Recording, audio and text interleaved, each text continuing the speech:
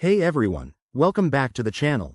If you're diving into the world of cryptocurrency, you might be wondering how to move your Dogecoin from Revolut to Metamask, especially with the updates in 2025.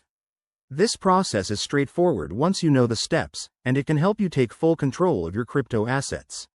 Let's jump right in. First things first, make sure you have both a Revolut account with Dogecoin and a Metamask wallet set up. If you don't have Metamask yet, download it from the App Store or their official website and create a new wallet. It's super secure and user-friendly. Step 1. Open your Revolut app and navigate to your Dogecoin balance. Look for the Withdraw or Send option.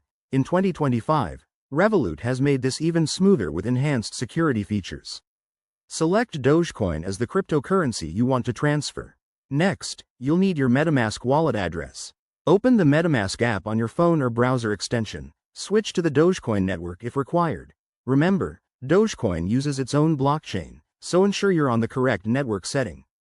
Copy that wallet address carefully. It's a long string of letters and numbers, so double-check to avoid any mistakes. Now, back in Revolut, paste that Metamask address into the recipient field. Enter the amount of Dogecoin you want to transfer and review the transaction details. Revolut might ask for a small network fee, which is standard for crypto transfers. Hit Confirm, and you'll get a verification prompt. This could be a PIN or biometric check for security. Once approved, your Dogecoin will be sent to the blockchain. This usually takes a few minutes, but in 2025, with faster networks, it should be quicker than ever. Finally, head back to MetaMask and refresh your wallet. You should see your Dogecoin arrive. Always verify the transaction on a blockchain explorer like dogechain.info to ensure everything went smoothly. And there you have it. You've successfully transferred your Dogecoin from Revolut to Metamask.